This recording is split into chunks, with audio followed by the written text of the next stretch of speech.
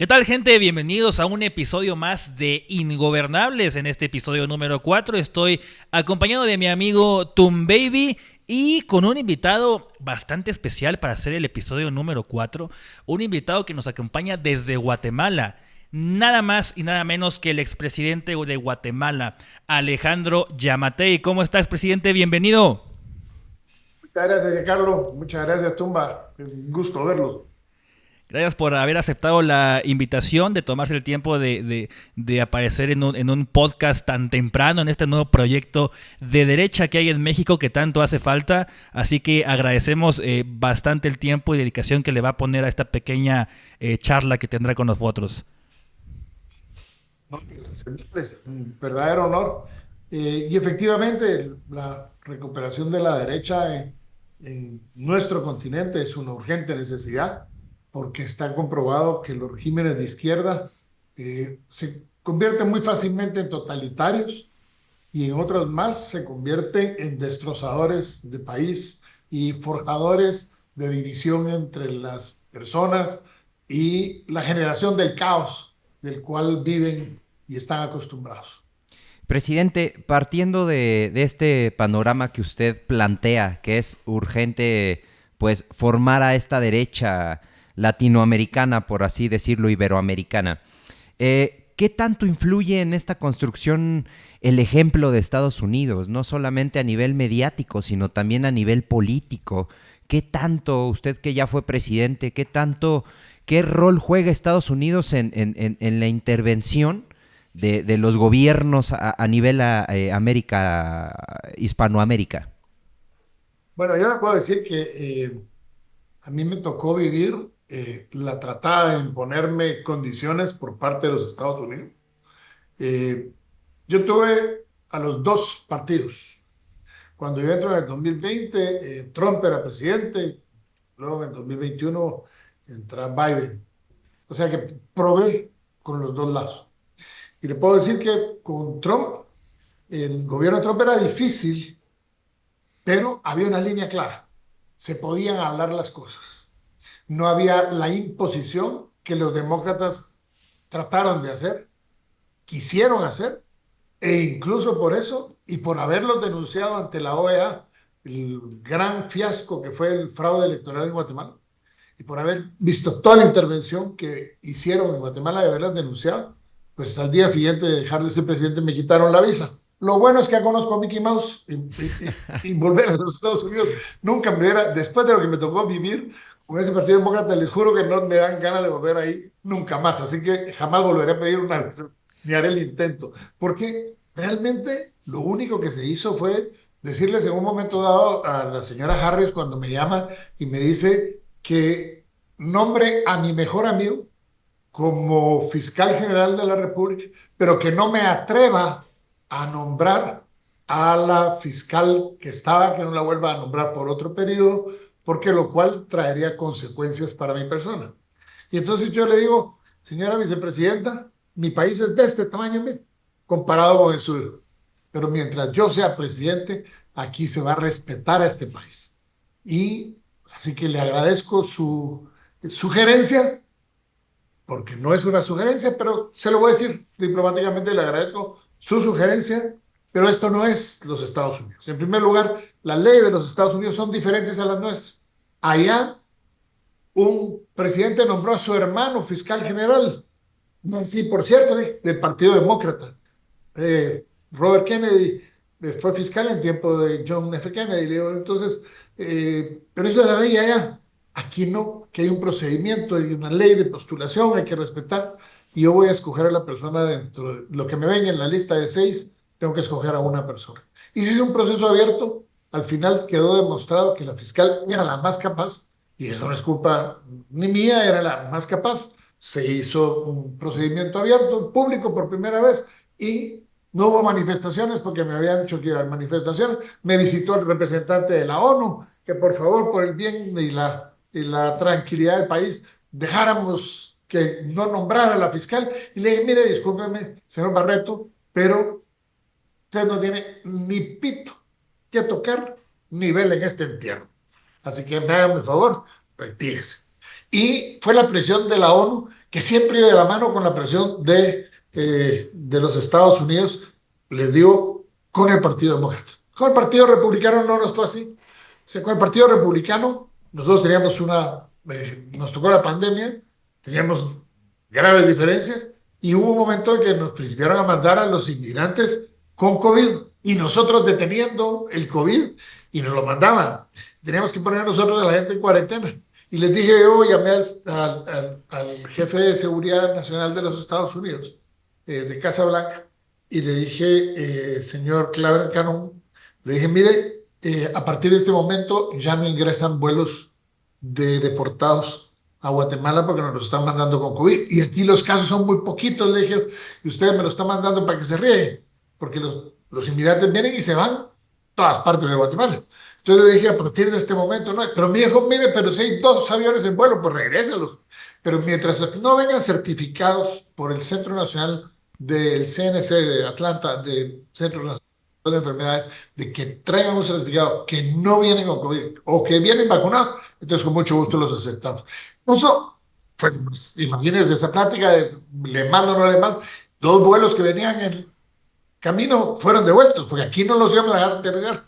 Y pues al final, a un mes de efectivamente de haberse suspendido los vuelos de deportados, el Centro Nacional de Enfermedades de Control de Enfermedades de Atlanta le dijo y elaboró el procedimiento, establecieron el procedimiento y principiaron a venir la gente.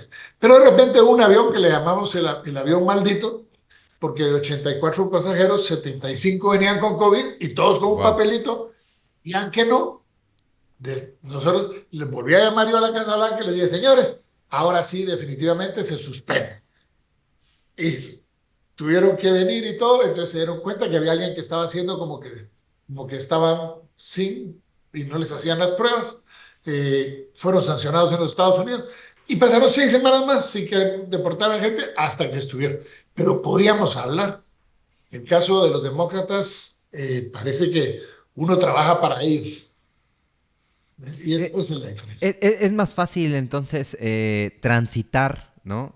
Usted lo vivió, le fue más fácil transitar en el gobierno de Trump que en el gobierno de Biden. Sin embargo, quien ejecutaba, por lo que tengo entendido, presidente, quien hacía, digamos, pues el acercamiento era Kamala, ¿no? Entonces, con base en que hoy se enfrentan... Pero fíjese que simpático, porque yo a Kamala Harris la vi una vez en persona porque vino a Guatemala y 3 veces en Zoom, Sí. a lo largo de todo el tiempo. Y ella decía en los Estados Unidos que tenía el control del Triángulo Norte, que no sé qué, y que las crisis en la frontera, que... Miren, la señora nunca se apareció. La señora no tenía, cuando vino a Guatemala, la más mínima idea, siendo ella la responsable de los, pues por parte del presidente Biden, siendo la responsable del control migratorio. Ahí miren el caos. Sí. Ahorita ayer salió la 3.ª marcha desde DF hasta la frontera, porque necesitan llegar antes del 5 de noviembre, porque después de eso no saben si les van a cerrar las puertas o no. Y ahí son miles de personas. Nosotros le dijimos a las autoridades de los Estados Unidos, miren, hay 560,000 personas en el tapón del Darién. Ya se principiaron a movilizar las primeras 200,000. Y el problema es que cuando pasan, se van quedando. Y muchos de ellos, hoy lo vemos, el Tren de Aragua ha formado toda una cadena criminal en todos los países, desde Venezuela hasta los Estados Unidos. Entonces, hoy en México la noticia es que el Tren de Aragua le está compitiendo a los carteles el tráfico de los ilegales, de las personas ilegales. Entonces, es tan poderosa esa organización que sale a la cárcel de Aragua, que sale porque Maduro vació la cárcel para mandarla y repartirla en todos estos países. Entonces, eso se da gracias a una política totalmente equivocada, porque parecía que la política norteamericana de inmigración era, miren, no vengan, pero háganos el favor, vénganse y aquí entran.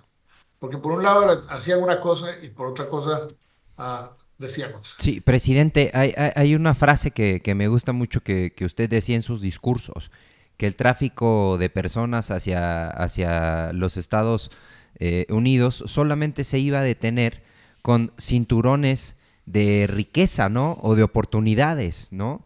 con cinturones que Muros de generen... oportunidad, Así es. los muros de oportunidad. O sea, no, pueden construir barreras, pueden poner todo lo que quieran.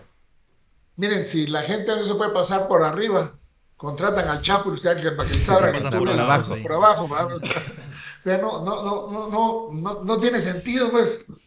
No tiene Sí. sentido. Ni las armas, ni las barreras detienen al ser humano que tiene necesidad. Lo único que detiene al ser humano que tiene necesidad es que no la tenga.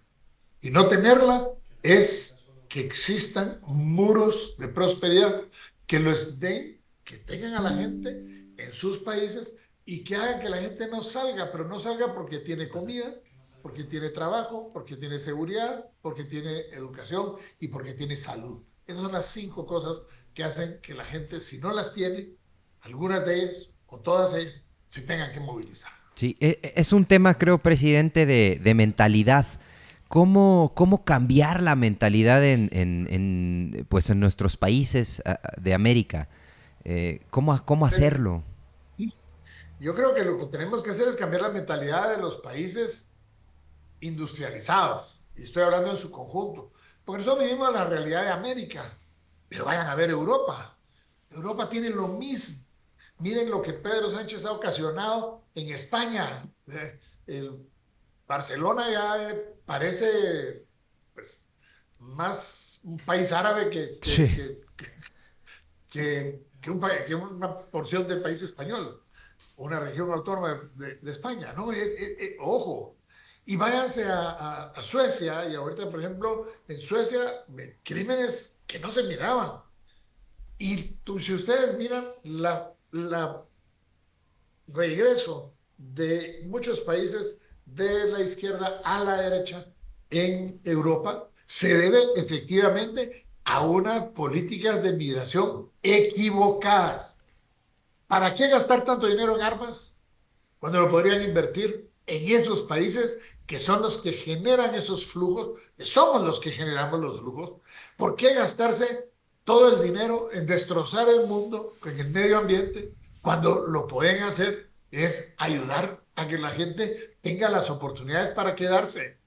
Mientras las Naciones Unidas no dejen de ser ese espantapájaros, eso es lo que es un espantapájaros ahí, inamovible, que creen que la gente le tiene miedo y no le tiene miedo a nadie.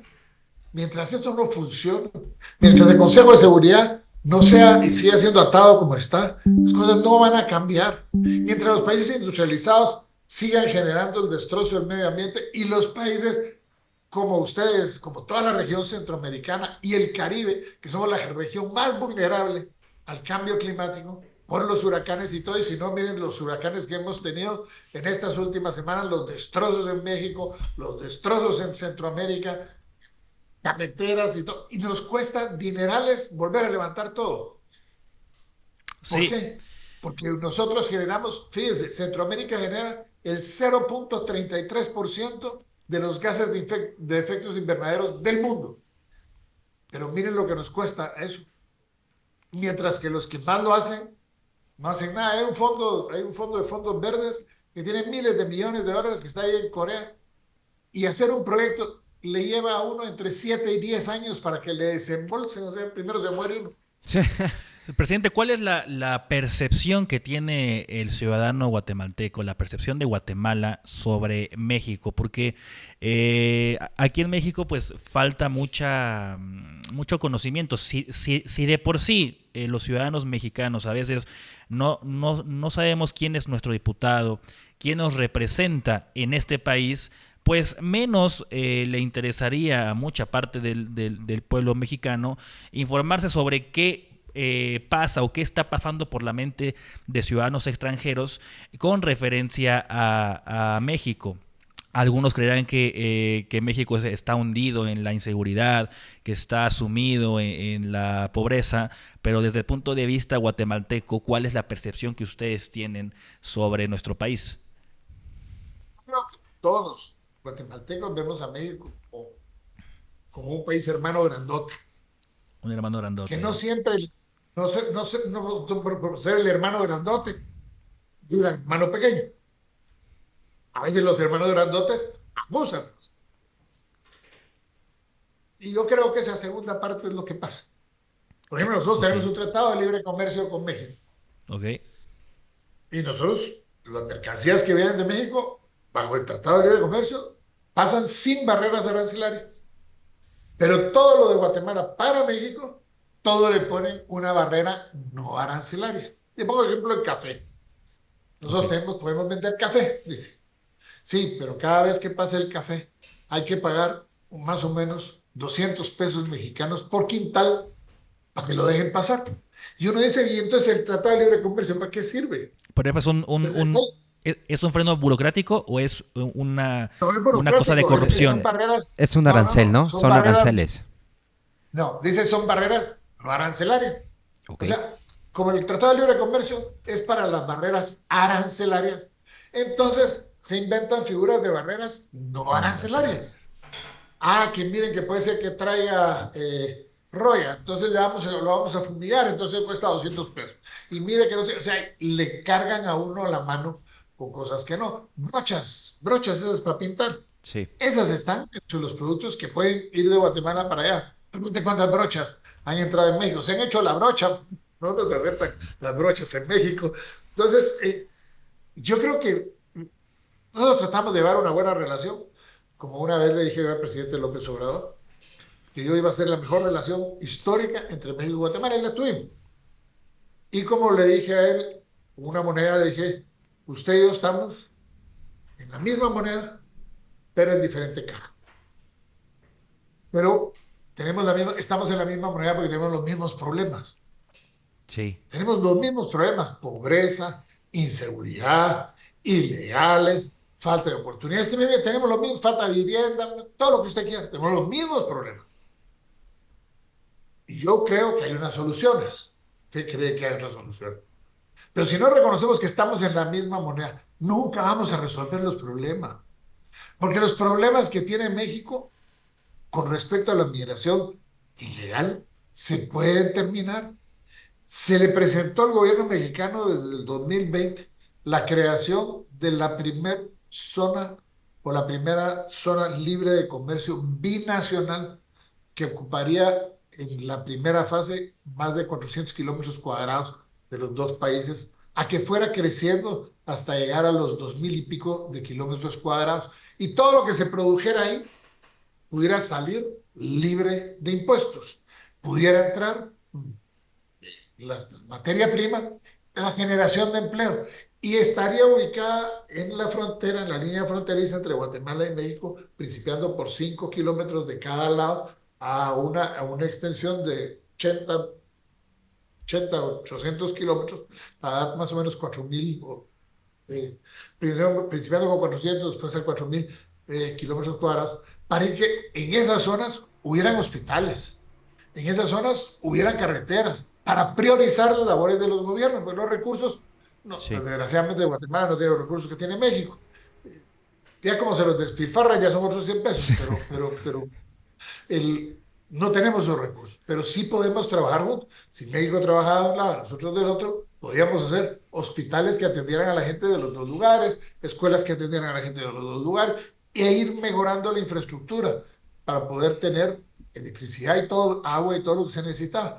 Principiando en un proyecto que en 4 años podía agarrar esos 400 kilómetros y volverlo la primer zona de libre comercio en binacional en el mundo. ¿Les gustó la idea? ¿Qué pasó La con ese CEPAL, proyecto? La CEPAL, Alicia Bárcena, en la CEPAL, dirigiendo la CEPAL, les encantó la idea, la CEPAL. Trabajaron en ello la CEPAL y después, pues,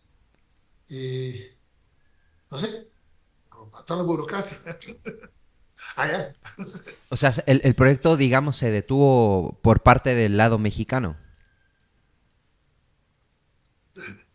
Si un lado está dispuesto y hay dos y el otro no está, ya está Sí. dispuesto. Sí. Presidente, ¿a qué personajes admira el pueblo guatemalteco y qué personajes de nuestro folclore mexicano admira usted de manera personal que nos pudiera decir? Mire, yo tengo varios personajes ahí varios personajes, incluso algunos, no sé si decir que eran malos o eran buenos, pero eran tipos idealistas. Por ejemplo, yo me conozco la vida de Pancho Villa. Sí, ¿Ah? Me lo conozco. Desde cómo principia con su primer asesinato hasta cómo se convierte en un tipo que tenía ideales y que muere por sus propios ideales. O sea, al sí, final él se vuelve, porque principia como un criminal y termina como un hombre idealista, sin ninguna educación ni nada, nada más que con la fuerza, pero después principia a razonar y se convierte, no le digo que un estadista, pero se convierte en alguien que muere fiel a sus ideales. Digamos, de las figuras, pues, meras difíciles de poder interpretar en la historia mexicana. sí. Ahí considero una persona, por ejemplo, Benito Juárez es una persona que quien no ha oído hablar de Benito Juárez y conoce la vida de Benito Juárez y de cómo lo han, pues, encumbrado, aunque hay una parte oscura ahí que Sí. no Que logra se cuenta, interpretar ¿no? mucho, Esas historias Sí. de ultratumba, ¿no? Que cuentan por ahí. pero, pero sí tiene, en fin, ahí yo le podría decir figuras, presidentes que digamos, pues uno vio y conoció. Creo que en la historia de México han habido buenos, han habido malos y han habido peores. Y creo que, por ejemplo, en la década del final del PRI, eh, tuvieron buenos los últimos dos presidentes. Luego gana el PAN, Sí. hay un cambio en la política, eh, no alcanzó el sexenio. Después entra el siguiente, que fue Calderón, y se arma la de Troya, porque ahí con la guerra contra el narcotráfico, que aún continúa, y de ahí para adelante creo que pues a Nieto le hizo falta, no lo había conocido personalmente, pero ¿Qué pasó? sí su sexenio, sí lo seguimos. En Guatemala los políticos conocemos mucho de la vida de México, los políticos guatemaltecos, porque pues tenemos obviamente una relación que tener con México, como les decía, muy buena, porque son nuestros hermanos mayores y hay que verlos así. Sí, presidente, ¿cómo a usted le tocó los 4 años de gobierno? Me parece que nuestro presidente fuera Andrés Manuel. Le tocó estar en lo corto con él. Acá, pues es un showman, es muy querido en el pópulo de la gente. ¿A usted que le tocó en lo corto? ¿Cómo es el señor? ¿Cómo es nuestro expresidente? Mire, la pregunta es interesante, porque es un hombre con una habilidad de comunicación impresionante. Es que hay que reconocerlo. El cuate sabe hacer una limonada de una mano de limones. Incluso la hace sin azúcar y la gente le sienta su cara. Sí, De- no le Eh, hace caras. Conoce mejor al expresidente de México Que nuestra que la mayoría oposición, del pueblo presidente. mexicano y que la oposición en México, Así claro. es. entonces, yo creo que un hombre muy afable, una memoria prodigiosa. eh, Tuve la suerte de que me diera un pequeño tour un par de veces de ahí del Palacio del Zócalo. eh, que, Me pareció a mí, bueno, aparte que es una belleza, yo siempre decía, ¿por qué no viven ahí los presidentes? Pues, y entonces me contó y me llegó a enseñar desde cuándo no había el último presidente que había vivido ahí y todo, y lo que había hecho con la residencia presidencial, se llamaba ¿qué se llamaban? Los Los Pinos. Pinos. Los Pinos. Los Pinos, que yo tuve la suerte de conocer Los Pinos, y todo, o sea, un hombre con una historia grande, una historia de vida muy interesante de abajo, eh, pero a veces, como todos los seres humanos, somos intransigentes muchas veces cuando las ideas vienen de otros y no de nosotros. Eh, y yo me quedaría por ahí. Le guardo aprecio, sin embargo. tuvimos varios choques porque yo sí definitivamente no puedo estar de acuerdo con el concepto del progres y de que ahora hay que reunirse los progres. Y ese concepto, porque cuando uno lo mira, ¿quiénes se sientan a la mesa? Se sienta China. Yo Sí. soy, defendí toda la vida, mis 4 años, y los he defendido siempre a Taiwán por derecho a ser independientes. Sienta China, sienta Rusia. Miren, siente Colombia. Sí.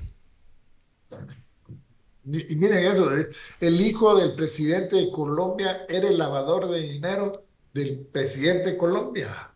Y hacen todo el show para cortar la cabeza al fiscal. Miren, aquí tuvimos a Iván Velázquez, el ministro de la Defensa allá, y toda la vida supo que él era de izquierda aquí, y nos persiguió a la derecha. A mí me tuvo preso, injustamente. Y, y hoy está allá y hubo sobrevaloración de helicópteros y todo. Entonces, si dicen que la derecha roba mucho, pues entonces estos son de izquierda, pero roban como la derecha. No los entiendo. Lo mismo está pasando aquí. Miren lo que pasa en Chile con Boric. Exactamente lo mismo. Las últimas medidas que Boric ha tenido que tomar no les parecen de derecha, porque simple y sencillamente todo ha sido un fracaso. Miremos cómo está Ecuador. Miren Sí. los problemas de Ecuador. Miren los problemas de Perú. Miren los problemas de Brasil. O sea, todos esos es el club de los problemas. Es el club, los El progres club es de el los club de los problemas. problemas Luego de los y de los problemas. problemáticos. Sí. Es el club de los problemas y de los problemáticos. O sea, porque unos son los problemáticos, son los que generan los problemas, y otros son los que hacen los problemas se convierten en una realidad. Y todos viven bajo la teoría del caos, porque ellos mismos ganan. Y si ustedes tienen un manual, el manual es: uno, se gana por fraude. O no tienen el apoyo popular, se gana por fraude. Aquí, allá, donde sea. Dos, después de que gana la elección por fraude, principia la victimización y el recorrido a la CIDH, a la Unión Europea, a la ONU, a todo, a contar la tragedia y la triste historia, que no lo van a dejar llegar al poder y que lo quieran asesinar. Y después de eso, paralizan los países, como nos pasó a nosotros hace un año. Porque al señor que ganó las elecciones, al fraudulento Arevalo, se le ocurre que no va a tomar posesión y que le van a dar golpe de Estado. Y entonces yo le digo, 12 de septiembre del año pasado, digo yo, mire, discúlpeme, ¿pero quién le va a dar golpe de Estado a usted? Es que yo soy el presidente electo y no me quieren, no lo quieren dejar a usted subir, me tienen que dar golpe de Estado a mí. No se le pueden dar golpe de Estado, es Así a es. mí. Bueno, la figura de presidente electo, le dije, ni siquiera en la Constitución está reconocida. Usted tiene un papelito que le dieron unas autoridades del Tribunal Supremo Electoral que dice: usted ganó. Y usted sabe que yo lo sé. Y usted ganó por fraude. No venga con cuentos. Aquí nadie le da golpe de Estado. Usted va a llegar a tomar posesión. Y se pasaron y movilizaron gente, paralizaron el país y todo. ¿Para qué? Para generar caos. Y llegó en medio del caos. Y hoy lo vemos que se acaban de gastar una fortuna increíble en celebrar la revolución del 44, en donde vemos a los exguerrilleros que estuvieron ahí, pero no vemos a los héroes del ejército que defendieron la democracia en Guatemala. Y vemos a las personas que, aprovechándose de las redes sociales y de la compra de politokers, le dicen ahora, todos trabajan para el gobierno y atacan y destruyen a las personas como se les da la gana. Y desgraciadamente las redes sociales se han vuelto un mal necesario, pero un mal, porque lo que se oye, lo que se dice, la mayoría de las veces no es cierto. Si uno quiere ver una noticia falsa, seguramente la encuentra ahí. Y el periodismo, lo primero que hace, cooptar el periodismo, lo tienen totalmente aquí. Ayer me extrañó ver un artículo por primera vez de un periódico que se llama La Hora en contra del gobierno. Sí.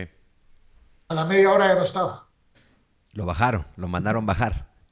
Y bueno, no, o sea, estoy diciendo libertad de expresión, ¿para quién? Ellos. Sí. Fíjense que en mi gobierno no se murió ni un solo periodista, ni uno solo. No hubo un atentado contra ningún periodista, no solo. Y le pegaban Me de a declararon diario, ¿no, presidente? Diario le salían a pegar. Pero, pero lo simpático es que no se muere, no se atenta con ellos, pero sin embargo dicen ellos que soy el presidente que más violó los derechos humanos de los periodistas. Y si no se murió ninguno, si no se hirió ninguno, ¿de qué manera le violar los derechos humanos? Si podían decir lo que se les daba la gana y todo era mentira. O sea que yo creo que eso es parte de lo que generan ellos, esa división, esa polarización. Porque recuérdense que muchísimas de estas personas, incluyendo el fraudulento presidente de nosotros, han vivido del caos, han Sí. vivido de la generación de pobreza y reciben millones de dólares de ONGs y de todo que se pierden y se diluyen y con que ayuden a 5 gentes y sacan las caritas muy felices, ya con eso salen a pedir más dinero y así se han acostumbrado a vivir. Y hoy esos ONGeros son los que tenemos nosotros en el gobierno.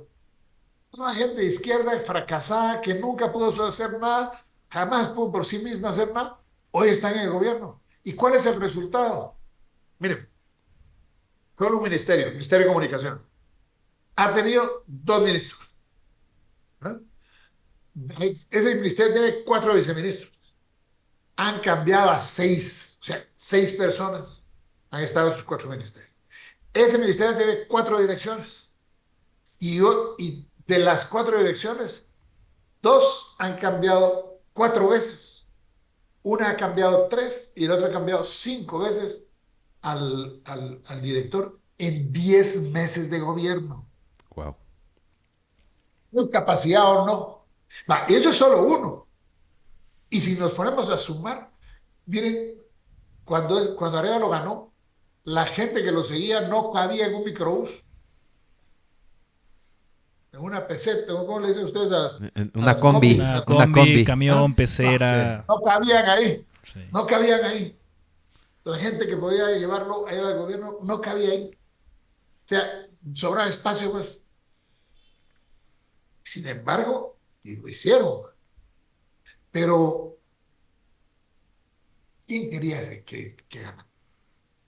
Presidente, ¿qué espera usted que pase con México ahora con el actual gobierno de la presidenta Claudia Sheinbaum? Ya con la experiencia de haber conocido, de haber tenido ciertas conversaciones e intentar hacer acuerdos con el expresidente Andrés Manuel López Obrador. Ahora, para usted, para Guatemala, ¿qué creen que venga? ¿Creen que las relaciones mejoren, que estos procesos que se frenaron con el actual presidente puedan retomarse, pueda mejorar la situación? ¿Será más o menos reacia o, como usted mencionó, quizás hasta intransigente con gobiernos hermanos? ¿Mejoraremos, empeoraremos? ¿Cómo lo ve usted?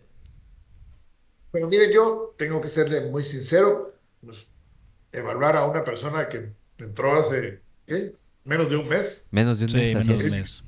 es difícil.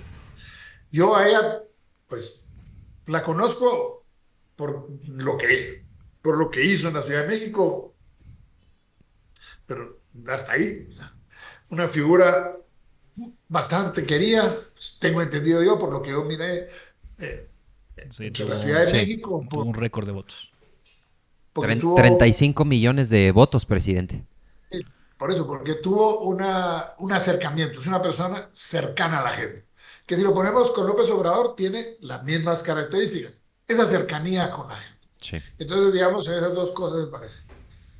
Yo lo que no sé es qué tanto López Obrador va a poder vivir como vivimos los expresidentes, sin las ganas de meter la mano en el gobierno. Eso sí lo sé. Eso sí lo sé. Pero si eso fuera así, ¿verdad? Porque hay muchos expresidentes que, especialmente cuando son de su mismo partido, se quieren quedar, quieren seguir teniendo un protagonismo y no entienden que el periodo tiene un inicio y tiene un fin y que después de eso va a venir otro. Y Así ese es. otro u otra, si cree conveniente, lo llama a uno y le dice, mira, ¿qué hago? O vení a ayudarme con esto. Andate de embajadora a Naciones Unidas o no sé, un puesto. En psicología se llama arabesco lateral. no te tengo cerca, pero te mando allá para que estés Sí. chilero y te voy a proponer Sí. de secretario de la OEA o de secretario de la ONU, alguna cosa así.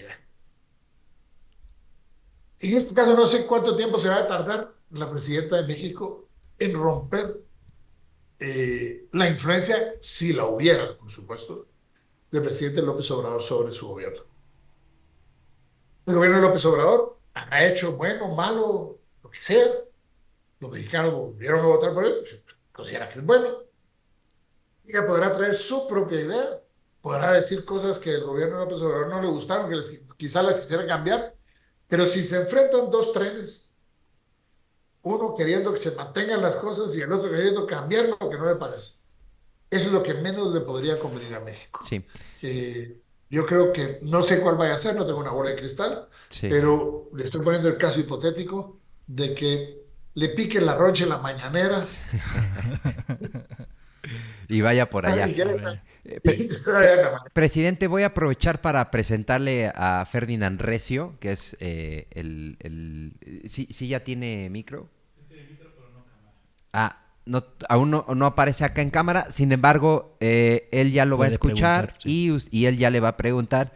Le presento Ferdinand y para pasar ya a las preguntas, digamos, de los líderes de la derecha internacional hoy. ¿Qué opinión le merece Javier Milei, presidente? Bueno, ok. Tengo mis reservas en algunas cosas, creo que ha hecho un buen trabajo. Encontró un país quebrado, quebrado por años de años de subsidios y de regalos y de no sé cuántas cosas. Una mujer en la Argentina podía llegar a tener hasta 5 subsidios.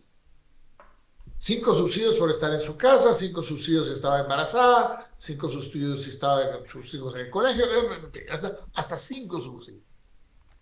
Muchas veces ganaba más la mujer por ser mujer que el hombre trabajando, pues entonces, y eso no es sostenible en el tiempo. Y el endeudamiento es sostenible prestando y prestando y prestando en dinero que no va a venir de retorno. Y los préstamos que se hacen para regalar, que no tienen retorno, llega un momento en que, pues como se va tapando el hoyo con otro hoyo, al final el hoyo es muy grande. Sí. Milei encuentra un hoyo gigantesco y toma decisiones muy valientes. Hay que tener sus niveles de testosterona bastante altos para tomar las decisiones que toma en la primera semana de gobierno. Y les dice paciencia. Y hoy se está viendo cómo poco a poco, porque tampoco se puede revertir de la noche a la mañana, las cosas han principiado a dar los índices de mejoramiento que nadie se esperaba en tan corto tiempo. Yo creo que a este paso, incluso con lo que le costó que pasaran las últimas leyes en el Congreso, pero que al final se las aprobaron, las reformas económicas en la Argentina, lo creo yo que en un par de años vamos a ver un escenario totalmente diferente después de los Kirchner y de los Fernández y de todos esos que sumieron a la Argentina en la más absoluta de las pobrezas. Sí, es que no tiene por qué ser pobre, pues. Sí. Ferdi. Presidente, muy buenas tardes ya en estos momentos. Además de felicitarlo y aprovechar la oportunidad para reconocerle pues todo el trabajo que estoy seguro que mis dos compañeros ya hicieron de haber sido un gran presidente de derecha para Guatemala. Aquí en México, hablando un poco de lo que dice aquí del buen Tumbaburros, con estos personajes polémicos que de pronto ya uno sabe uno si son de derecha o de izquierda, en México genera una bipolaridad el presidente Bukele. Para usted, el presidente Bukele es un presidente de derecha, es un presidente de izquierda. ¿Qué opinión le merece hoy la gestión de Bukele en El Salvador, presidente? Mire, su pregunta es interesante. Le pone un aprieto, bueno, o sea, le contesto fácil la de México, pero la de El Salvador cuesta. Pero hagamos un recorrido por la vida política de Bukele. Bukele fue presidente de San Salvador por el partido Nacional Frente de Liberación Nacional, el FNLN.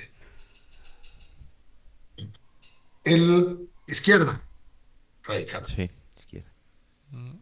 Sale de ahí y se va a un partido de derecha y gana la presidencia. Gana la presidencia y ese partido de derecha que lo impulsa tiende a irse pues, para un lado. Él genera su propio capital político y ha hecho la seguridad de El Salvador muy buena, hay que reconocerla. El costo de eso es el que habría que sopesarlo, porque está bien tener a la gente encuartelada un tiempo que no pueden salir de ciertas zonas con restricciones y todo, pero ya mantenerse más de un periodo así, eso le va causando poco a poco resquemor. Ha hecho cosas importantes. Usted va a ver a Surf City y Surf City es una playa chiquita y la ponen como una y ha sabido vender. El tipo es un buen vendedor. Encantador de serpientes, le dirían en la India, ¿no? Y hoy tiene todo el poder absoluto. Pero si usted me dice que lo defina si es de izquierda o si es de derecha, con esa historia de cambios que ha tenido, ah, incluso cuando acusaba al tío que estaba en el gobierno de derecha de que violaba los derechos humanos de la gente y todo, y ahora, estando él, hace una potencia elevada, yo le podría decir que yo no lo puedo definir políticamente. Creo que ha hecho un buen trabajo. Creo que el tiempo va a decir si sus medidas económicas fueron las correctas. Yo tengo mis reservas Sí. de si eso es un maquillaje muy bien planchado, porque es un maquillaje perfectamente planchado. Y hay varios ejemplos que sí lo demuestran. Y eso puede ser sostenible hasta cierto punto. Uno puede mentirle a un grupo de gente algunas veces, pero mentirle a toda la gente todas las veces, eso no se puede. Giancarlo. Presidente, ya pasamos por políticos mexicanos, pasamos por las anécdotas que tuvo con el presidente Andrés Manuel López Obrador, con lo que podemos esperar, prever, aunque sea tan temprano, con el actual gobierno de Claudia Sheinbaum, ahora con el tema de Bukele. Pero todos estos gobernantes, estos presidentes, expresidentes, han llegado, algunos de ellos, otros con fraude por medio del voto popular.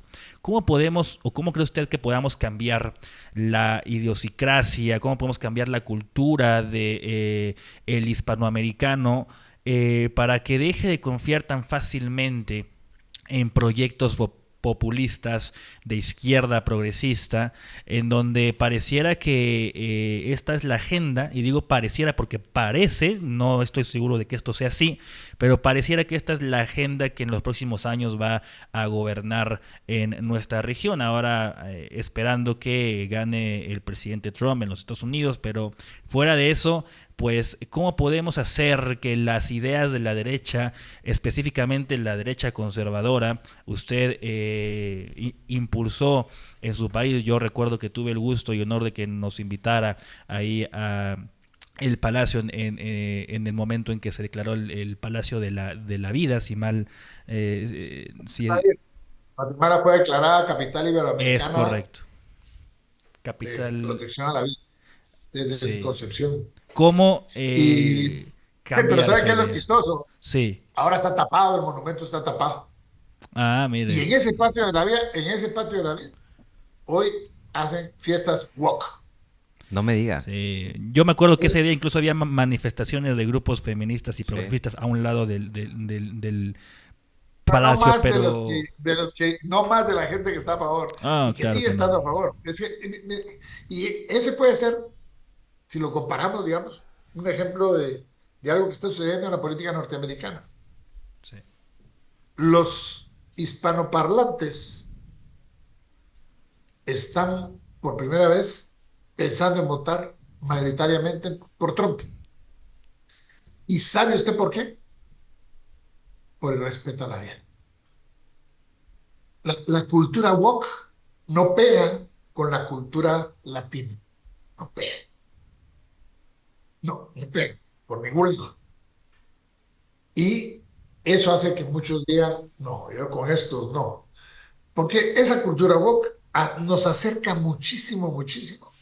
No solo a la radicalización, sino que nos acerca muchísimo, muchísimo a una división entre familias, entre la sociedad, que va a causarle problemas tarde o temprano a los países en donde esa cultura se instale. Usted no puede venir y decirle a un pueblo cristiano como es México, como es Guatemala. O sea, en México, 89% de los mexicanos, 90% de los mexicanos celebran a la Virgen y respetan a la Virgen de Guadalupe. Si estoy equivocado, porque me quedé corto en el número, pero la última cifra era 89-90%. Aparte de que hay otras creencias, pero digamos cristianos. Casi todos, en Guatemala somos entre católicos, evangélicos, los que creemos en Cristo, estamos muy cercanos al 90 y tantos %. Y los podemos ser evangélicos, podemos ser católicos, pero tenemos la misma Biblia. Si no matarás, tenemos los mismos conceptos de que la vida hay que protegerla. Y hay que protegerla desde su concepción. Y eso lo dice la Constitución de Guatemala. Y cuando me dijeron, mire, que el tema que fue uno de los grandes temas de contradicción y choque con Kamala Harris y con el gobierno de los Estados Unidos, en donde AID detrás de nosotros iba promoviendo el aborto. Y nosotros tuvimos que llamar la atención y decirle, señores, si ustedes siguen promoviendo las cosas que no están autorizadas por el gobierno, yo le voy a dar al AID un mes para que se retire del país. Porque ya era... E incluso los Estados Unidos tienen prohibido por constitución, porque hay un tribunal federal que así lo fue, patrocinar el aborto dentro y fuera de los Estados Unidos. Sin embargo, la Corte Interamericana de Derechos Humanos, ¿quién es el mayor aportador? Es Estados Unidos, que no la reconoce los derechos humanos, pero pues ese aporta. Pero miren cuál es el programa que más aporta, al de la promoción del aborto. Entonces, nosotros tenemos una creencia, a Ferdinand no lo miro para ver la cara, pero creo que coincidimos que sí es el respeto a la vida, y eso no lo pueden hacer, pueden venir a imponérnoslo, porque lo que hacen es una reacción totalmente de rechazo. Y eso es lo que le ha pasado al gobierno de aquí y lo que le está pasando a muchos gobiernos, en donde incluso han hecho remedios de reformas constitucionales para permitir el aborto, y etcétera. México, desgraciadamente, tiene una reforma que ya se permite el aborto. Y que ya la pasaron por todo el país, presidente. Ferdinand. De hecho, aquí en México, presidente, contrario a lo suyo, aquí en la Ciudad de México acaban de proponer que el aborto esté hasta los 9 meses. Lamentablemente ya es una copia de lo que usted dice del tema americano. Voy a hacer una pregunta cambiando un poquito tema económico, presidente. Algo que también se ha discutido mucho actualmente en Centroamérica, en Sudamérica, me imagino que Guatemala no ha sido la excepción, es esta invasión económica por parte de China hacia nuestros países. Cada vez nuestros productores se quejan más del tema, pero también empieza a discutirse en el marco político. Siempre hemos vivido a la sombra de los Estados Unidos, ¿no? Geográficamente, Guatemala, México, Honduras, toda la parte de Centroamérica, pues nuestro negocio, el sueño americano ha imperado en nuestras vidas. ¿Hemos estado equivocados y deberíamos de voltear los ojos hacia China, presidente? Con todo lo que nos ofrecen ahora, que casi vienen a ponernos su banco central a disposición de todos los políticos mexicanos y de Centroamérica, o ¿cuáles son los riesgos que usted ve en este tema? Mire, yo no confío en los productos chinos. Para empezar. Ya somos 4, presidente. Sí, ya somos 4. La segunda es que tampoco puedo creer que lo que da sea porque lo dan por gracia, sino lo dan para nuestra desgracia. O sea, están comprando. Ellos salieron de shopping Correcto. Yo se lo dije al senador Kapner en una visita que hizo a Guatemala, que venía por parte de la Casa Blanca. El senador Kapner es el senador por Delaware, eran los únicos dos senadores con Biden por Delaware, y era gran amigo de Biden, y lo mandan a Guatemala a hacer una visita. Ahí eran eh, ¿cómo se llama? Llegan con senadores republicanos y demócratas, y llegan a hablar de la situación, que pensábamos y todo.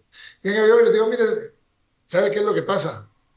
Ustedes no han entendido que ustedes dejaron de ser una potencia mundial. Y dejaron de ser una potencia mundial. ¿Y saben por qué? Porque ya perdieron este continente. Si no pueden controlar este continente, ¿qué van a poder controlar el mundo? Miren, fuerzas rusas en Nicaragua, ejército ruso, la creación o la generación de una fuente de energía, ¿cómo se llama? Atómica, en Nicaragua. ¿Con qué fines? Altruismo, de poder tener que le cueste menos la energía a Nicaragua, u otros fines.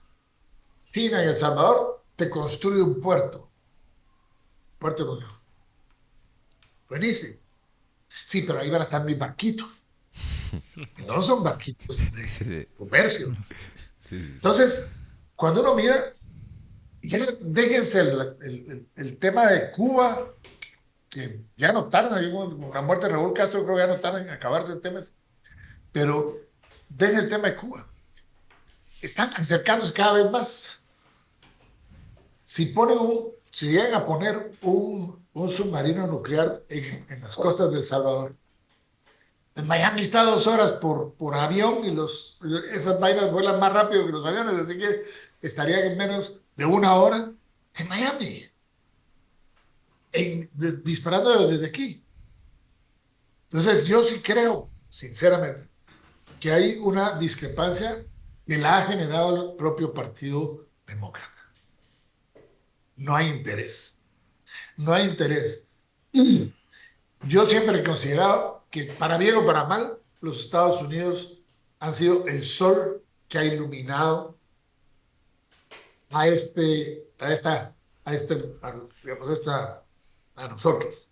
Nosotros somos astros que giran alrededor de un sol.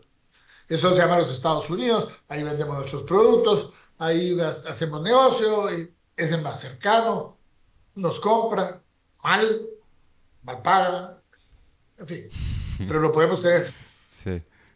Quieras o no, es un sol que nos puede iluminar y darnos calorcito. Pero un sol a 10.000 kilómetros de distancia o más, ¿qué rayos de sol nos va a mandar aquí? O sea, no lo va a poder tener. Yo sí creo que los Estados Unidos se equivocaron radical y diametralmente al permitir que Rusia y China hayan tomado casi todo el continente. Presidente, yo tengo una teoría que voy a compartir por primera vez aquí en la mesa y con usted para ver qué opina. Bien. Yo estoy casi seguro, ahora sí que como dicen por ahí los memes, no tengo pruebas, pero tampoco tengo dudas, que el gobierno chino a través de privados los está financiando para que vengan a comprar terrenos aquí en nuestros países. Y voy a poner el ejemplo de lo que tenemos aquí a unas cuadras, República de Uruguay y todas esas callecitas del centro, donde hace tan solo un par de años tú ibas ahí a una de esas calles y encontrabas todo lo que tenga que ver respecto a papelerías, cuadernos, lápices, colores, todo eso. Y todos eran productores mexicanos, que unos sí traían productos de otros países, pero a final de cuentas todos los que estaban ahí comerciando eran gente mexicana. Hoy tú vas a esas calles y todos los edificios ya le pertenecen a un chino. Toda la logística le pertenece a una empresa china. La producción de esos materiales obviamente pues viene de China y lo distribuyen con comercializadoras chinas. Entonces sacaron a nuestros comercializadores, a nuestros distribuidores, a nuestros productores, a nuestros fabricantes. O sea, destrozaron la economía y ahora ya controlan también a nivel territorial las cadenas de producción y distribución. Por eso, discúlpenme, yo no quise establecer lazos eh, diplomáticos con China, porque me parece que no se puede fiar de ellos, no se puede confiar. Ellos están en un acaparamiento. Y eso está sucediendo en los países que les han abierto las puertas. Aquí en Guatemala, pues, para que un ciudadano chino venga a Guatemala legalmente, tiene que pasar un proceso bastante largo para obtener una visa. Y se le ha puesto cansado. Solo puede sacar en Cuba y en México, creo yo, la visa y tiene que ganar no sé cuántos papeles. De ahí nada más. La realidad es que lo estamos viendo en todos lados. Por ejemplo, Costa Rica fue el primer país de Centroamérica que cierra eh, sus relaciones con Taiwán y se va con China. Y le dicen, ¿qué quiere el presidente? Un estadio de fútbol. Le construyen un estadio de fútbol. ¿Quién lo construyó? Y al decir le construyen, les voy a explicar que fueron ellos. Toda la materia vinieron de China. Los trabajadores vinieron de China. Los ingenieros vinieron de China. La comida que comían venía de China. ¿Qué le generó a la economía costarricense la creación de ese estadio? Cero. Nada. O sea, difícil de poder decir que al final van a derramar algo. No lo derraman. Todas las potencias son iguales. Si usted consigue un préstamo del gobierno de los Estados Unidos, le dice, sí, pero mire, tiene que comprar los carros, tiene que ser Ford o Chevrolet, ¿no? Condiciones. Sí.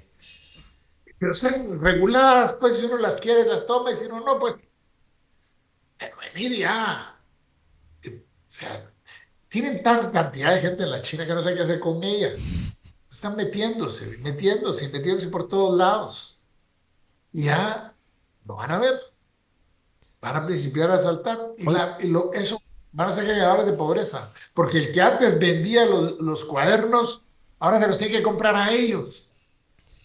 Sí. Oiga, presidente, ¿qué piensa, siguiendo hablando de los chinos, pero cambiando un poquito de tema, por decir, con el cambio cultural que están haciendo a través de sus aplicaciones, ¿no? Lo podemos ver en TikTok, como incluso ya se comprobó que el algoritmo en nuestros países manda puro contenido chatarra y el algoritmo, por decir en China, manda puro contenido pues de oficios, de crecimiento personal, etcétera. Entonces, creo que también la revolución por parte de los chinos viene a nivel cultural, ¿no? Yo por eso no uso TikTok. Me parece una plataforma la cosa más absurda del mundo. Miren, cuando yo era patojo, le decían patojo hoy, le decían a uno que la tele era la caja de los idiotas. ¿Sí, sí? Yo me preguntaba, ¿y por qué? Porque salió en la tele. Sí. Y entonces lo que salía en la tele la gente lo creía. Cuando era la telenovela La Cruz de Marisa Cruces, hace 200,000 años, las mujeres lloraban como si la cosa, porque lo vieron en la tele, se metían. Y si la noticia salía en la tele, era oficial. Era un hecho. Así fuera la paja más grande del mundo, era un hecho. Hoy la caja de los idiotas se llama teléfono, se llama tablet, se llama computadora. ¿Por qué? Porque ahora lo viste en internet. ¿Y qué es lo que han hecho en TikTok? Exactamente eso. Darle a la gente circo y en medio del circo poner un montón de cosas, de chismes y de cuentos que hacen destrucción de las vidas de las personas que les interesa destruir. Entonces, TikTok es un mal, definitivamente. Y yo creo que le están dando muy fuerte al tema de desvalorización de los jóvenes y los niños.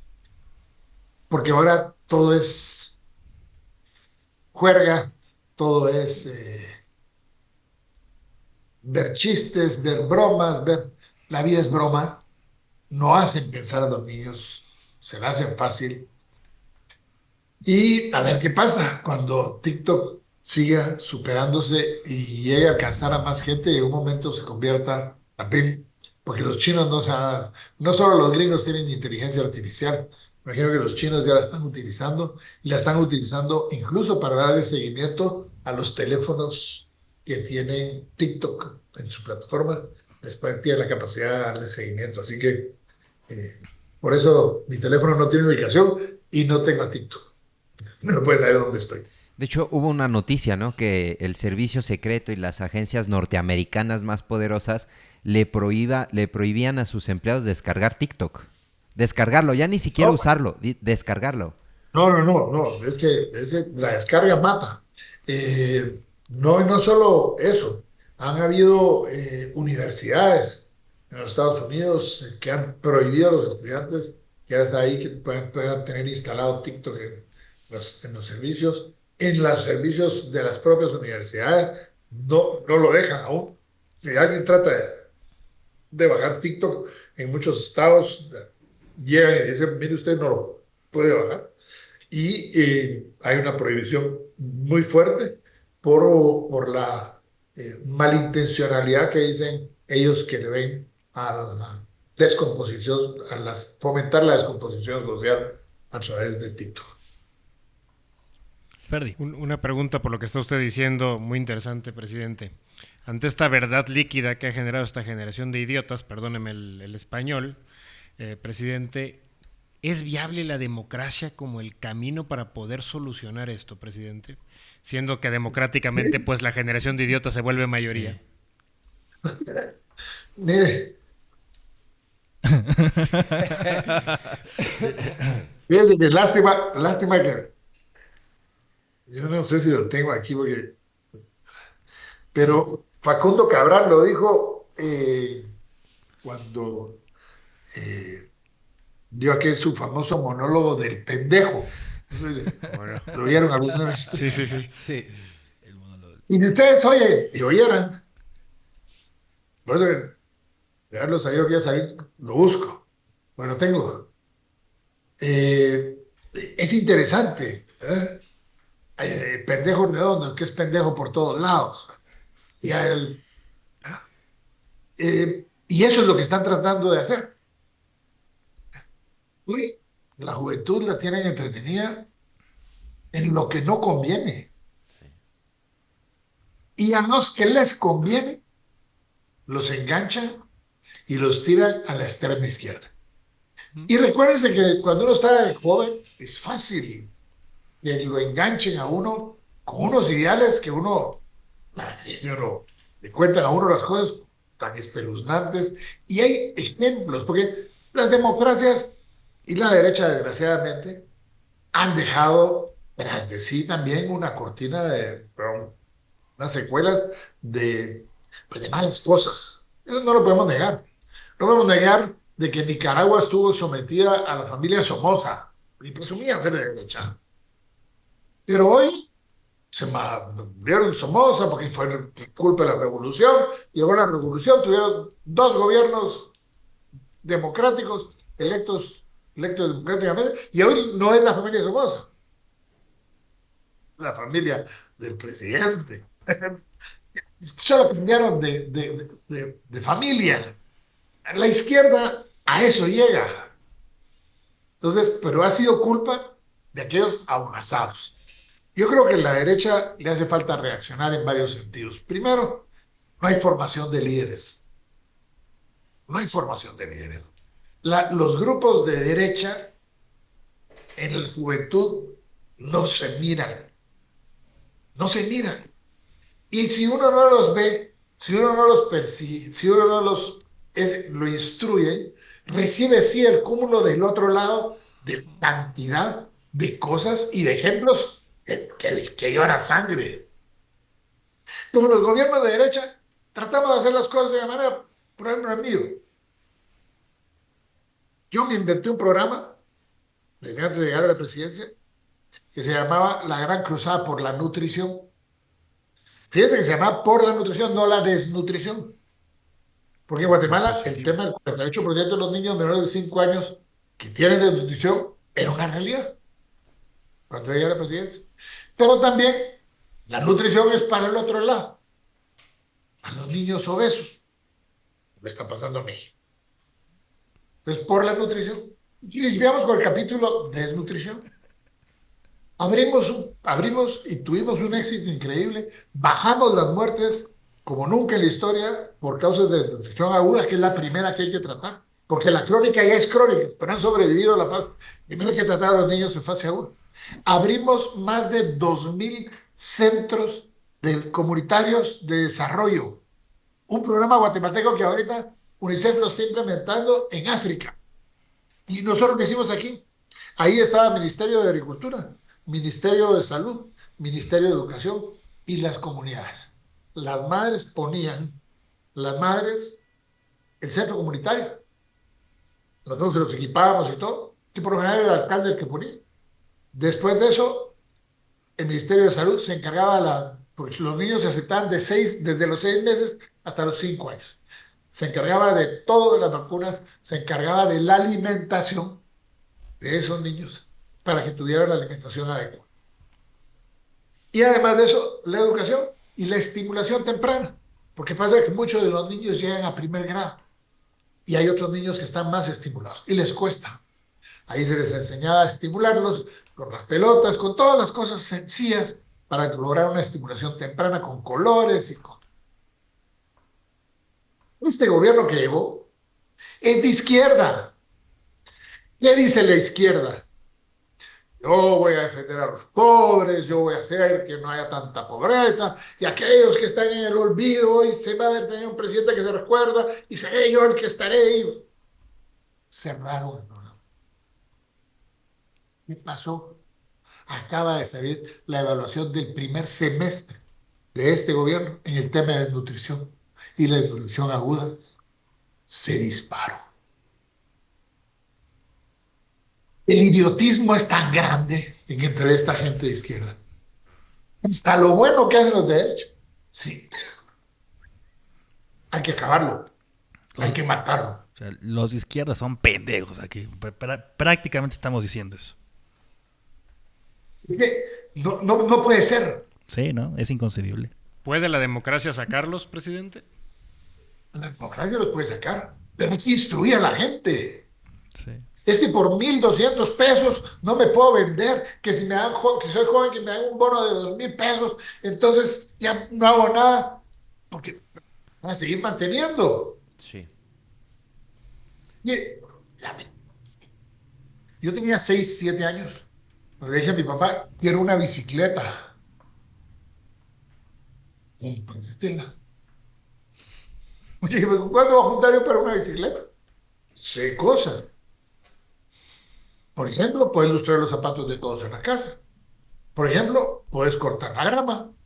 Y me puso tareas. Y al final, ¿qué conseguí?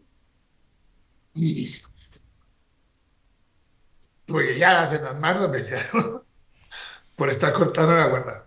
Cortadora que antes aquellas que había que empujar, se hacen apoyos a uno. El significado de las cosas, lo que cuesta. Hoy no, hoy los jóvenes no cuesta, pero le enseña que no cuesta, que todo es fácil.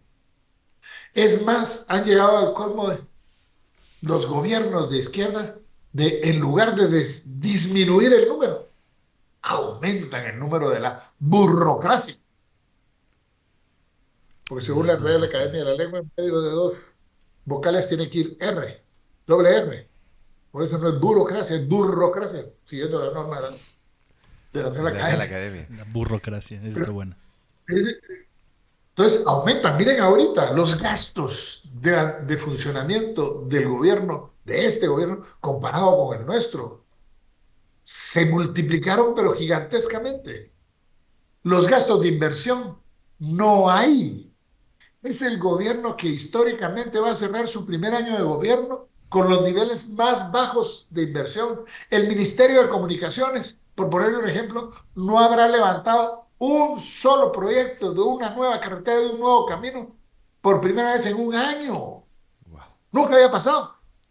Oiga, presidente, ¿y qué están haciendo con el dinero? Porque, pisto, como Pues dicen allá, entonces, pisto hay, ¿no? donde, Entonces, eh, y encima de todo pasar una ampliación que es totalmente inconstitucional y que ahí está la Corte de Constitucionalidad, que saben que es inconstitucional, no se atreven a quitársela, y su nivel de ejecución no iban a llegar al 50% y ahora le dan 25.000 millones más. Su nivel de ejecución no va a llegar, pero ni siquiera al 30%, 35%. Pero ¿saben qué es lo simpático? Que acaban de aprobarles préstamos por más de 2.000 millones.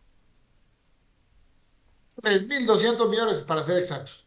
Y saben que se lo da al Ministerio de Comunicaciones con lo que no ha invertido este año. Ese dinero lo tienen para el año entrante.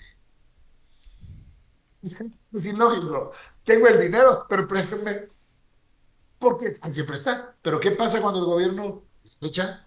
Pedíamos un préstamo para el COVID, que fueron los únicos préstamos que pedimos nosotros. Dime, ¿cómo? Y no sé qué hubiera pasado si esto hubiera estado en la presidencia con el COVID. Fuimos declarados uno de los 10 países, según el Banco Mundial, que mejor manejó, uno de los 10 que mejor manejó la pandemia. Gracias a Dios. ¿Qué hubiera pasado con estos? Los programas sociales que nosotros implementamos, que los hicimos en un mes con la gente de gobierno. La iniciativa privada se tardaba 6 meses y nos cobraba un ojo a la cara. Yo les dije, no habrá técnicos en el gobierno. Sí, nos reunimos a todos y sacamos los programas sociales de COVID. Le llegaron a la gente directamente y se logró ayudar a 2 millones de familias a través del contador de la luz. No, pero el contador de la luz, ¿cuánto más? Los hogares más pobres son los que menos consumen o no tienen luz. No son los más pobres. A eso les llegamos. Ahora, este gobierno agarra todo eso, que ya está la base de datos, que ya está todo, y los programas sociales que se quedaron establecidos, todos, absolutamente todos, desaparecieron.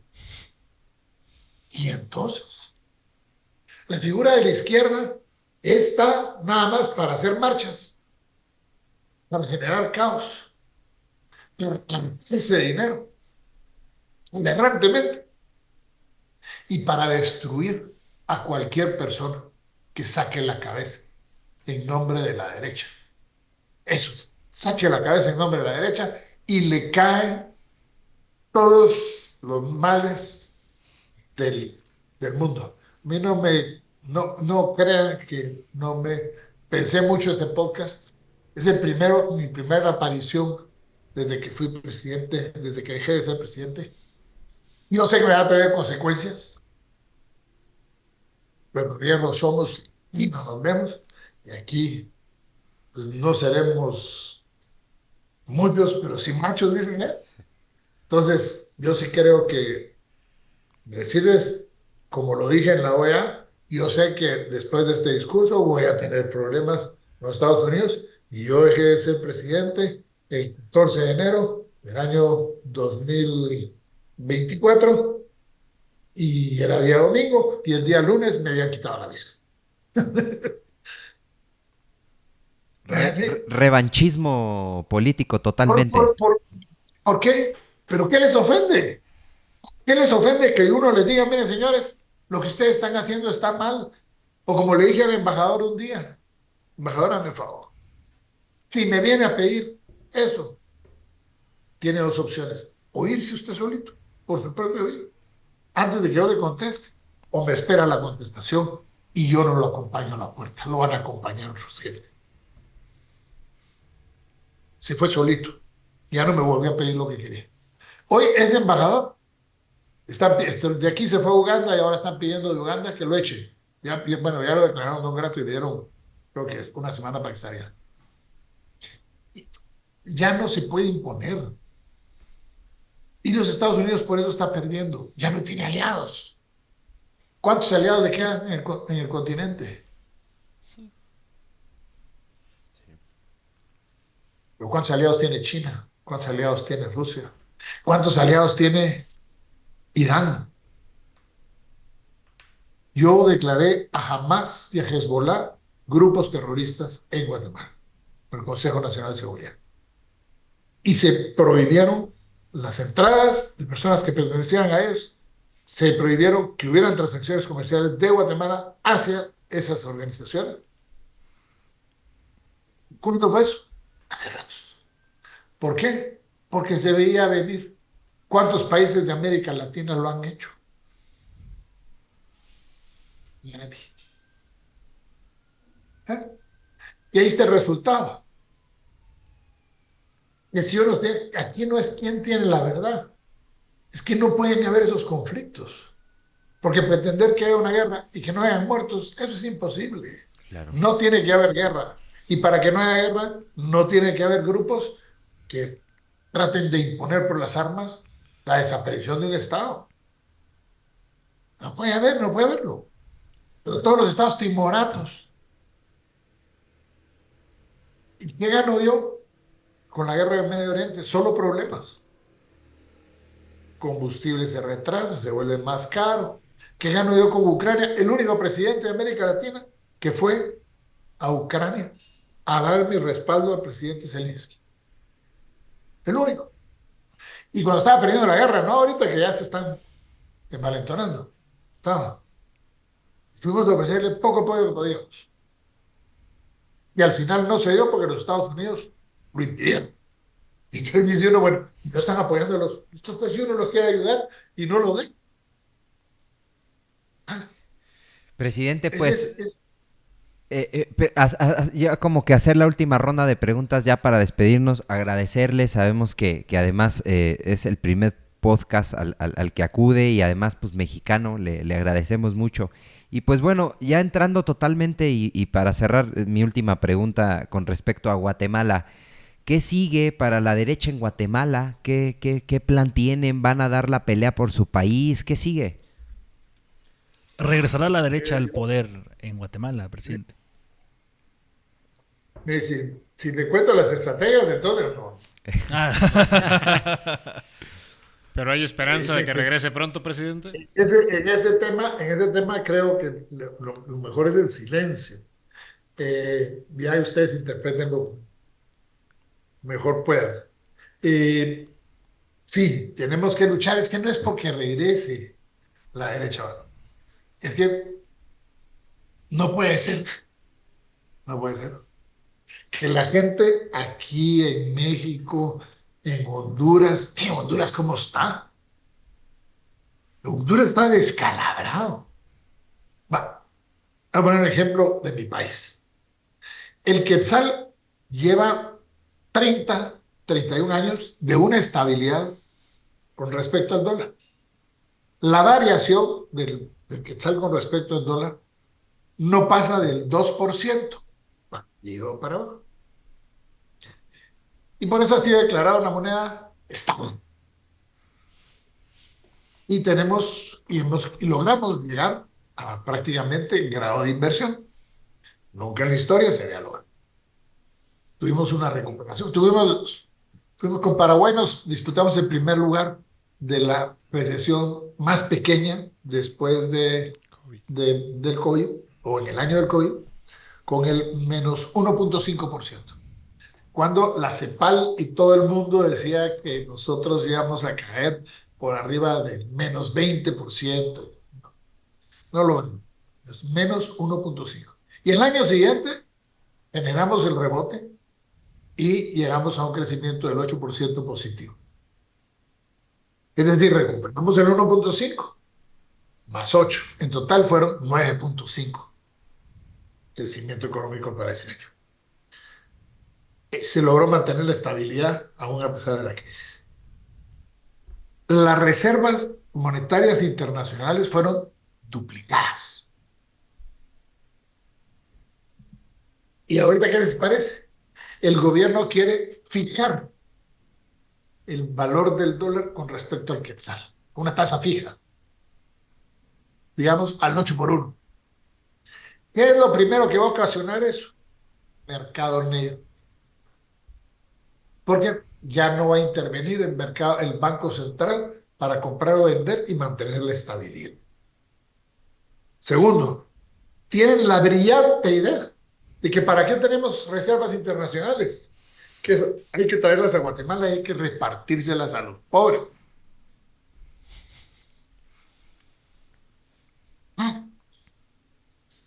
Yo no he conocido a alguien de izquierda, cuerdo, que quiera fomentar esa ideología generando empleo, pero productivo, no la burocracia. Yo no he conocido uno que no traicione a sus propios. Yo no he conocido uno que no hable más que con la verdad. Y tres, que no desvirtúe la historia. Porque ahora resulta que Bernardo Arevalo, hijo del expresidente Juan José Arevalo Bermejo, que su papá tuvo que ver, y hacen un show para el 20 de octubre, el Día de la Revolución. Un show en donde él va cubierto por 200 agentes de la policía, con su gabinete en medio. Trabajadores del Estado y un puchito de acarreados. Un fracaso. Hicieron mapping en todos los lugares porque su papá había sido uno de los de la revolución. ¡Mentira! Juan José Arevalo Bermejo, era inspector general de la Universidad de Córdoba cuando aquí fue la revolución del 44. Ni siquiera estaba en Guatemala. A él lo traen en el 45 para que vengan las elecciones un grupo de jóvenes. Como era el antisistema, ganó. Y no era de izquierda. El de izquierda fue el que siguió. Y ahí dicen ellos que se acabó la primavera. Todo eso lo desvirtuaron, ahora es otra historia. Rafael Arevalo luchó con el pueblo a la par y su hijo está luchando. Su único hijo es un papanatas, no ha hecho nada como presidente. Está en el 32% de aprobación, 68% de rechazo en la última encuesta del gobierno. O sea, ojo, no privada, el gobierno. Se filtró la encuesta del gobierno, que siempre los gobiernos maquillan las cosas. Muchos. Yo nunca maquillé nada, la realidad se cuenta como es. Esto se le filtró. 68 en contra. Yo no creo que a este ritmo alguien va a hacerle caso en un año, pues. ¿Y qué es lo que están dejando? Las carreteras están en el olvido. Tenemos carreteras que se han destruido desde el principio de año y no las han reparado. Tenemos los dos puertos prácticamente paralizados, a un ritmo de trabajo muy lento, porque pusieron a personas a ser los que mandaran en los puertos, los que dirigieran los puertos, que no saben ni una paparina. Ponen de viceministro a uno de los que encabezaba en Totonicapán los bloqueos, y lo ponen de viceministro de Energía y Minas. Lo citan al Congreso de la República, el cuate no sabe, pero ni siquiera cuál era el presupuesto del ministerio. Entonces, ustedes miran, puros ONGeros, que de administración pública saben lo que yo sé de ser astronauta. ¿Qué pueden dejar de bueno? Pero eso sí, los libros de texto que nosotros dejamos impresos para este año, los tiraron todos y volvieron a sacar un nuevo libro. Y ni saben que la educación, a un niño de 7 años, a decirle que tiene el derecho a escoger su sexualidad. 7 años.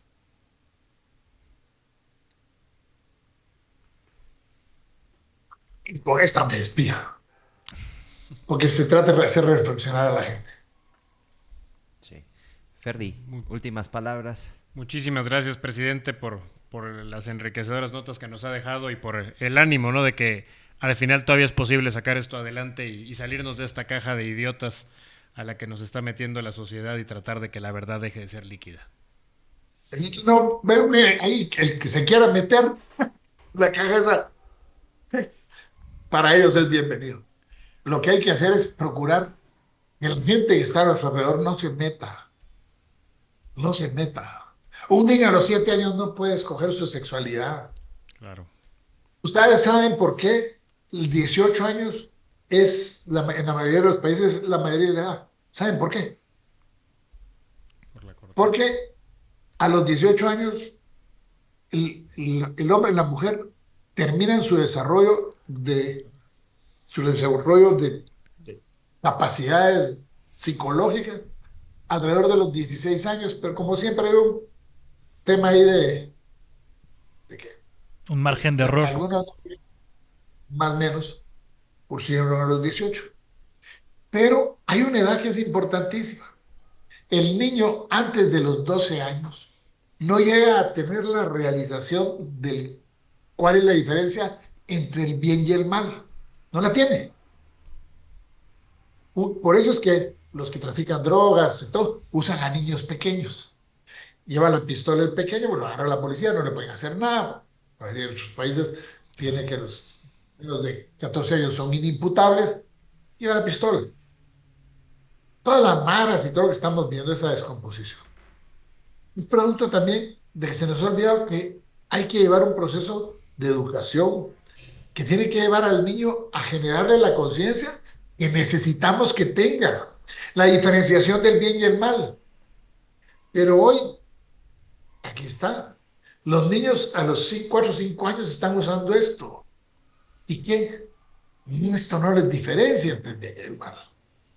Están viendo escenas violentas. Por eso es que tanto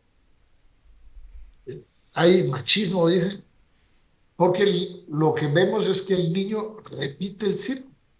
El niño hombre mira que el papá le pega a la mujer y en su mente dice, eso es lo normal, eso es lo bueno. Sea grande, voy a pegar a mi mujer porque mi papá pegaba a mi mamá. Y la niña dice, mi papá quiere a mi mamá y por eso le pega. Cuando yo sea grande voy a buscar a alguien que me rompa la cara porque mientras más me la rompe, más me quiere. Y eso está fundamentado en textos de psicología. ¿Y qué hacemos? ¿Qué hacen los gobiernos irresponsables de izquierda? Olvidan eso, porque la degeneración y la degradación es lo que les conviene. Es más fácil controlar en medio del caos, imponer, que armar una sociedad que busque la justicia, que busque el bien común y que busque hacer que el ser humano trabaje para suplir sus necesidades y un Estado subsidiario. Y un Estado subsidiario no es el que da subsidios, ese es el gran error. El principio de la subsidiariedad del Estado es la generación de las condiciones para que el ser humano, sea rico, sea pobre, sea clase media, pueda tener la oportunidad de realizarse. Esa es la subsidiariedad. Poder ayudar al que está más abajo a que tenga la oportunidad para estar arriba. Y al que está en medio también. Ese es el principio de subsidiariedad. Pero sin embargo, las cosas parecen que los que hablamos ese idioma somos enemigos, nos destruyen. Y bendigo a todos los que después del podcast, aquí en mi país, cuando lo miren, vayan a relinchar. Yo, en lugar de que sus maldiciones, buenas bendiciones. Que Dios bendiga a Guatemala. Gracias, presidente. Un fuerte abrazo. Fuerte abrazo. Hasta luego. Muchas gracias. Muchísimas gracias por todo. Ahí estamos a la hora. Hasta la próxima. Gracias. A servirles. Dios tumba, portate bien. Va a estar complicado, presidente, pero vamos a echarle ganas. Sí. Muchísimas gracias. Recording stopped. Sí. Pues, ¿cómo vieron, Ferdi? Primeras impresiones de Alejandro Yamatei, expresidente de derecha, así se autodetermina él, de Guatemala, país vecino, que tuve la fortuna de estar por allá un par de ocasiones, y muy bonito país, muy, muy bonito país. Pues como lo hemos visto, ¿no? Al final todos sufrimos de lo mismo, caray. O sea, no es una realidad diferente, la de Guatemala, la de Honduras, la de Nicaragua, y por eso la importancia muchas veces aquí unos buenos amigos del señor Giancarlo Portillo, ¿no? Pienso en Agustín Laje, pienso en Miklos Lukács, Sí. pienso en Pablo Muñoz, en varios líderes que tristemente todos han venido de Sudamérica. Digo tristemente no porque me caigan mal, sino porque lamentablemente, lo dijo el presidente Yamatei, al final en México todavía carecemos de esa formación de liderazgos que abra los ojos, que se salga de esta caja de idiotas, diría el presidente, y que permita ya darnos cuenta de que o nos unimos y trabajamos o cambiamos. Me preocupa un poco lo que le preguntaba yo al presidente, que es, al final de cuentas, ya está muy enviciada la gente, ¿no? O sea, ya tenemos pocas herramientas de comunicación para influir en las personas y que realmente esto pueda transformarse, pues si no rápido, al menos en un tiempo no tan lejano. Digo, no espero hacer cambios de aquí a la mañana. El famoso cambio cultural, ¿no? El famoso cambio cultural, pero pues se ve duro. No sé cómo lo viste, Giancarlo. El hecho de que la izquierda esté retomando fuerzas en la región, que las personas vayan, por ejemplo, yo lo he vivido en las conferencias que hemos organizado de diferentes ponentes, esto es una realidad, le duela a quien le duela. No me dejen mentir cuando vamos a una conferencia de un Agustín Laje, cuando vamos a una conferencia de un Miklos Lukács, de un Pablo, de lo que tú quieras, ¿cuántas personas notan un libro en la mano? Ahora te pregunto, ¿cuántas de esas personas leen ese libro? ¿No? Muchas veces buscamos la firma, lo hemos vivido en campañas, buscan la foto, pero el fin último, que es el cambio cultural, que es el cambio político, pues pareciera que a muchas personas no les interesa, no les importa, o lo ven tan perdido que ya dicen, ya para qué le hago al cuento si la cosa se va a quedar como está. Entonces, ahora que Yamatei preguntaste sobre el tema de Estados Unidos, el tema de China, el tema cultural con el tema de TikTok, el problema con los libros de texto para los niños de 7, 8 años, otro problema es que esos niños de 7, 8 años son los que también usan TikTok. Ahora vemos a las nuevas generaciones que son producto de la generación de la cual nos estamos quejando. Es decir, es que los progres, la izquierda y los valores de la familia y de la vida, bueno, pero déjame decirte que esos progres y esa izquierda sí se está reproduciendo a pesar de que tiene discursos en contra de la vida y en contra de los valores familiares. Por eso hay una frase de la batalla cultural que me encanta, que dice, si tú quieres hacer una verdadera batalla cultural, empieza por reproducirte, empieza por crear familia y empieza por crear ese ejército que dentro de 15, 20 años pues van a estar ahí luchando por la política de tu país, ¿no? No, totalmente. Y lo que dice el presidente, digo, llama la atención, ¿no? Al final, las notas aquí en México hablan de que, por ejemplo, ya todas esas partes que mencionaba, ¿no? Hezbollah, Hamas, de pronto Estados Unidos reporta, entraron por México 72 terroristas, ¿no? Por las fronteras, este problema que tenemos de inseguridad con todo el tema migrante. Hoy mencionaba Tumba aquí en el programa, todo el tema del comercio chino en el centro, ¿no? Y uno ve las notas y toman el edificio de Izazaga y se encuentran con que hasta arriba era un prostíbulo de 3 pisos con mujeres víctimas de trata, principalmente de ese país, de origen asiático. Pero hoy también salen notas de que, por ejemplo, el Tren de Aragua, la principal maquinaria criminal de Venezuela, operando ya también aquí en el centro, que ya controla la prostitución en la Merced. Es decir, claramente hemos permitido que nuestro país esté siendo invadido, y digo con respeto. Es una invasión, sí. Es una invasión. Que además lamentablemente la hemos visto muy humana, ¿no? Hoy es que entraron 800 migrantes sin control por la frontera con Chiapas, hoy entraron 3,000 por Lázaro Cárdenas viniendo un barquito de China, hoy entraron 4,000 de tal lugar. Al final es gente que ya no solo está yendo a Estados Unidos, se está quedando en México, y eso que en Estados Unidos es un debate, que es el debate migratorio, de cómo poner control, en México ya tendría que ser un tema fuerte de discusión por los cambios culturales que está implicando. Y esto que decías, pues sí, lamentablemente el TikTok afecta desde las clases más bajas hasta las más altas, ¿no? Hasta los souvenirs mexicanos. No importa, son hechos si uno en va al China. restaurante más fifí de esta ciudad, uno se va a encontrar a un niño jugando TikTok con tal de no estar molestando en la mesa.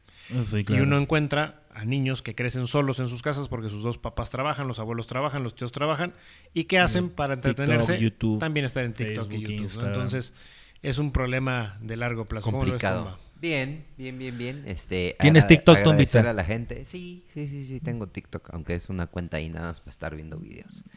Agradecerle a la gente, buena plática, puntualizar que se tocaron buenos temas ahí para el análisis, a ver cómo le va al presidente allá en su país. Me imagino que va a mover varias aguas. ¿Crees que sí haya repercusiones en todo lo que Sí, acaba de porque decir? pues lleva un año sin aparecerse mediáticamente, lo hace en un podcast mexicano, que nace de la derecha, ¿no? Allá recordamos, acaba de llegar un cabrón pues que se alineó totalmente a la izquierda progresista globalista, ¿no?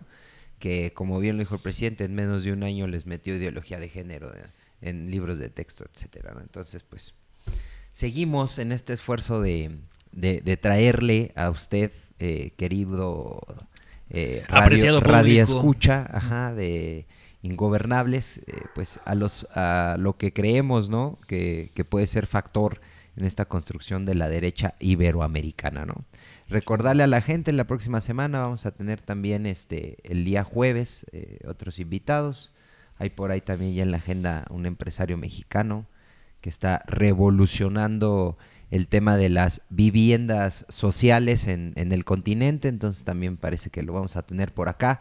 Agradecerle a la gente, agradecerles a ustedes, pasar, no sé, a comentarios finales, si alguien más desea aportar algo.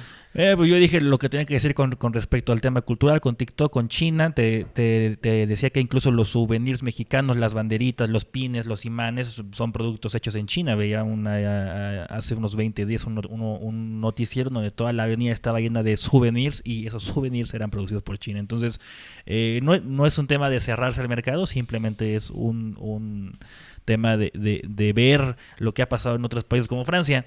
Así que una gran entrevista que ojalá no le tenga muchas malas repercusiones al expresidente de Guatemala, Alejandro Yamatei.